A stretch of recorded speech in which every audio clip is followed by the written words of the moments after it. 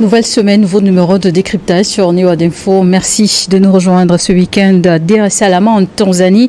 Les chefs d'État d'Afrique de l'Est et d'Afrique australe s'étaient réunis lors d'un sommet extraordinaire et ont appelé à un cessez-le-feu immédiat dans l'Est de la RDC où sévit le M23. Mamadou Diouf, bonsoir et bienvenue. Merci, bonsoir Charlotte.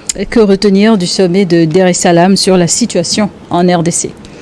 En fait, le sommet il y a eu deux médiations, il faut le rappeler, parce qu'il y a eu d'abord la médiation de Luanda, qui était la médiation officielle de l'Union africaine, régulièrement appuyée par le Kenya.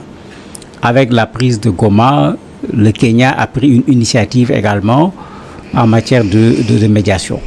Donc, au lieu de se retrouver avec deux pôles qui travaillent sur la même question, c'est comme si on a mis les deux pôles ensemble, on a mis les forces ensemble pour trouver une solution, ce qui a amené ce sommet au niveau de la Tanzanie à Dar es Salaam. Ce qui est ressorti est très clair. Le sommet demande à ce qu'il y ait un cessez-le-feu de façon immédiate, sans que des conditions ne puissent être posées par rapport à ce cessez-le-feu. C'est-à-dire pour toutes les parties, il va falloir qu'on dépose les armes. D'autres actions vont être faites entre-temps pour pouvoir permettre d'aller dans quelque chose de beaucoup plus clair, parce qu'il demande à ce que la ville de Goma soit sécurisée, par exemple. Qui va sécuriser? Est-ce que le M23 sera à Goma quand le Goma sera sécurisé, etc. Il y a d'autres éléments qui vont être complétés par une rencontre des chefs d'état-major des armées des pays qui étaient au niveau de ce sommet. Ce qu'on redoutait, c'était l'absence des dirigeants impliqués dans le conflit.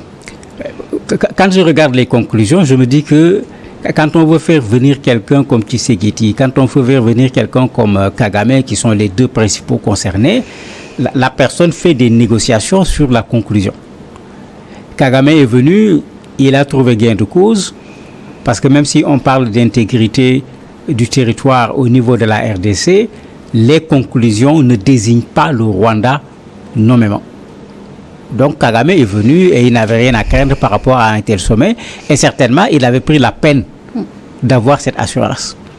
Tshisekedi n'est pas venu certainement parce qu'il n'a pas obtenu que les gens acceptent de condamner clairement le Rwanda par rapport à ce qui se passe, et surtout qu'on ne lui parle pas de négociation avec le M23, puisque c'était ça sa position jusqu'à présent. Mais la demande a été réitérée. Mais bien sûr, en fait, c'est pourquoi également il trouve que s'il vient dans ces conditions et qu'il n'obtient pas une condamnation du Rwanda, c'est comme si lui, il a perdu une nouvelle fois, parce que n'oublions pas que sur le terrain militaire, il a perdu déjà, et il va donner cela comme argument pour ne pas aller au sommet, alors que c'était pour ne pas aller au sommet et ne pas perdre également sur le terrain diplomatique. Justement, qu'est-ce qui a été dit concernant les condamnations ou les sanctions demandées par Kinshasa?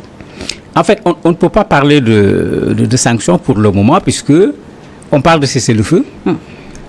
On donne 5 jours au chef d'état-major pour se réunir, même pour donner des précisions, parce qu'on a dit cessez-le-feu. D'habitude, quand on dit cessez-le-feu, on donne une date, on dit ça commence tel jour, on dit ça commence à telle heure. Et après, il peut y avoir des conditions supplémentaires de part et d'autre par rapport aux belligérants. Donc ici, il y a le cessez-le-feu qui a été exigé de façon immédiate. On peut dire qu'il a pratiquement été obtenu puisqu'il n'y a pas trop de mouvement. Un autre élément qui est ressorti de la rencontre, c'est la facilitation de l'accès pour l'aide humanitaire, puisque Goma est occupé par le M23, l'aéroport également est bloqué. Vous avez des populations de Goma, plus les réfugiés qui étaient à Goma, plus les autres populations qui sont en difficulté, et il n'est pas possible de leur venir en aide dans les conditions actuelles. Il y a la sécurisation des principales routes. Généralement, presque toutes ces routes passent par Goma, qui est exigée. La liberté également de navigation, plus la sécurité sur le lac Kivu. Vous avez ces éléments qui sont ressortis clairement au niveau de ce sommet, au niveau de Dar es Salaam. En plus de ce que j'avais dit tout à l'heure, la sécurisation de Goma. Mais sur toutes ces questions, il y a encore des éléments d'information qui manquent. Qu'est-ce qui va se passer? Les forces qui sont déjà sur place, parce qu'il y en a. Il y a des Burundais, il y a des Sud-Africains, etc. Est-ce que c'est à eux de sécuriser Goma? Dans la sécurisation de Goma, ça se fera avec le M23 à Goma ou avec un M23 qui s'est retiré de Goma c'est quand les chefs d'état-major vont se réunir qu'on aura plus d'informations sur cela. Et la réunion, c'est pour bientôt, puisqu'ils avaient dit 5 jours après le sommet. Et l'Afrique du Sud a déployé des troupes dans l'est du Congo sous la bannière de la SADC pour lutter contre le M23, une initiative dénoncée par le Rwanda. Oui, une initiative dénoncée par le Rwanda parce qu'il y a actuellement un problème d'un point de vue diplomatique entre les deux pays à cause de cette guerre au niveau de l'est de la RDC. Des soldats sud-africains sont tombés. Et bien sûr, l'Afrique du Sud a haussé le ton par rapport au Rwanda, puisque indiscutablement, les soldats rwandais sont sur le sol de la RDC. Ce que le Rwanda n'a pas apprécié, et le Rwanda également a haussé le ton, créant une petite crise, si on peut l'appeler ainsi, sur le plan diplomatique entre les deux pays. Mais ça, c'est la posture de Kagame qui ne veut pas entendre parler des soldats rwandais qui sont sur le terrain, alors qu'indiscutablement, il y a bel et bien, et beaucoup même, de soldats rwandais sur le sol de la RDC. Et les rebelles, justement, sont soutenus par quelques 4000 soldats rwandais après avoir conquis donc Goma. Les rebelles se dirigent désormais vers Bukavu. Oui, ils se dirigent vers Bukavu. Bon, la progression s'est arrêtée. Ils ont pris une ville minière, une nouvelle ville minière. Avec le sommet, pour le moment, sur le terrain, tout s'est arrêté. Jusqu'à quand? Il est difficile de dire, parce qu'en situation de guerre, n'importe quel événement peut changer la donne. Qu'est-ce que Kinshasa prépare? On ne le sait pas, parce qu'on nous a parlé d'une riposte qui va être organisée, etc., coordonnée. On n'a pas donné de date, on n'a pas donné d'espace géographique à conquérir, ni quoi que ce soit. Au niveau du M23 également, en termes de stratégie, ils nous ont dit à un certain moment qu'ils vont aller à Kinshasa. À un autre moment, ils nous ont dit non. C'est quoi exactement qui va se passer? On ne le sait pas.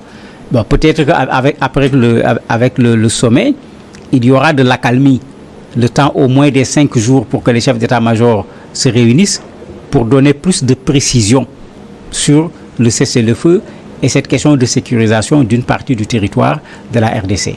Peut-être après cela, on pourra savoir, mais pour le moment, on semble jouer le jeu du sommet en ne continuant pas les combats. La SADC a aussi donc appelé à un cessez-le-feu immédiat et inconditionnel à la fin des hostilités dans l'est de la RDC. Mais dans le contexte actuel, quelle assurance que cet appel sera observé? Si l'on regarde la dizaine de cessez-le-feu qui ont précédé et qui ont été violés, on ne peut pas parler d'assurance. On pourra peut-être parler d'assurance quand on verra plus clair dans le cessez-le-feu, puisque on peut amener des forces pour veiller sur le cessez-le-feu. Mais le problème qui va se poser, un cessez-le-feu où Goma est laissé entre les mains du M23, est-ce que la RDC va accepter un tel cessez-le-feu? C'est pourquoi on ne sait pas trop vers quoi on va aller pour le moment, parce que le cessez-le-feu a un caractère global. On a juste demandé que les armes se taisent. On sait que pendant longtemps, Goma a toujours été considéré comme une ligne rouge. En 2012, Goma avait été considéré comme une ligne rouge. Quand le M23, puisque c'est le même, avait pris Goma, mais l'Afrique du Sud et d'autres pays de la zone sont venus prêter main forte à la RDC, en plus de la MONUSCO, pour chasser le M23. Est-ce que c'est ça que le M23 comprend pour accepter actuellement le cessez-le-feu en essayant de négocier sa sortie de Goma pour avoir autre chose? Je ne peux pas le dire pour le moment, mais ce qui est sûr, c'est que s'il faut faire un cessez-le-feu avec le M23 qui reste à Goma, mais qui c'est qui dit aura à devoir répondre devant ces populations qui réclament non seulement que Goma soit libéré, mais que tout l'est de la RDC soit libéré du M23 et des soldats rwandais. La mise en place d'un dialogue direct entre le M23 et les autorités congolaises reste importante pour une sortie définitive de cette crise. Cela est important parce que le M23, il faut quand même le dire, soutenu par le Rwanda, mais le M23, ce sont des Congolais. Le M23, c'est un mouvement qui date d'avant cette guerre. C'est une résurgence du M23 que nous voyons. Et l'autre guerre s'était terminée par une négociation avec des accords. Et d'ailleurs, ce sont ces accords que le M23 considère que la RDC n'a pas totalement respecté, qui a amené le M23 à reprendre les armes. Mais si on négocie avec le Rwanda seulement, on peut régler la question du Rwanda, que les soldats rwandais se retirent. Est-ce que les soldats rwandais vont se retirer avec le M23? Je ne le crois pas. Il faudra à un moment nécessairement, pour qu'il y ait une négociation avec le M23. Certainement, Tshisekedi attend d'être en position de force pour parler de négociation avec le M23 parce qu'actuellement, par rapport à Tshisekedi, c'est plutôt le M23 qui est en position de force. Et donc, au lendemain de ce sommet, la situation actuelle, comment la qualifier? Il y a une vie qui reprend progressivement dans des conditions extrêmement difficiles parce que tous les axes routiers sont bloqués. Donc le ravitaillement, le déplacement des populations, tout est extrêmement compliqué, mais il n'y a plus de combat comme on le voyait et les populations sont en train, pour celles qui le peuvent, de rejoindre parfois leurs maisons, d'essayer de refaire les maisons parce que comme il y a eu des bombardements, il y a eu des obus, il y a bien sûr eu des dégâts, il y a des enterrements qui se font à l'appel parce qu'il y a eu plus de 3000 morts, il y a encore énormément de difficultés pour ce qui concerne les soins parce que il n'y a pas de ravitaillement. Ce qui était disponible comme médicament ne permet pas de prendre en charge correctement le très grand nombre de blessés qu'il y a eu avec la dernière étape de cette guerre. Donc, disons que cette partie du Congo se débrouille pour continuer à vivre, mais dans des conditions qui, présentement, sont très difficiles. Reprendre Goma des mains des rebelles, une ambition de l'armée congolaise à l'heure actuelle? Est-ce qu'il faut appeler ça ambition? Seulement, l'armée congolaise se doit de venir laver l'affront parce qu'ils ont quitté Goma. Ils ont mené le combat pendant un temps, mais après, ils ont quitté Goma et ça a fait que certains de leurs alliés se sont retrouvés pratiquement coincés devant le M23 qui a fait des prisonniers parmi les Roumains qu'on a montré qui étaient venus prêter main forte à l'armée de la RDC et qui se sont retrouvés seuls en face des soldats rwandais et du M23 et qui ont été obligés à la limite de se rendre parce qu'il y a eu beaucoup de prisonniers également parmi ceux qui portaient les armes. Mais ça veut dire que si Tshisekedi reste dans le discours qu'il a tenu après la prise de Goma, mais les populations de la RDC s'attendent à ce qu'ils reprennent Goma et même plus que Goma, ils s'attendent à ce que cette guerre-là se termine une bonne fois pour toutes.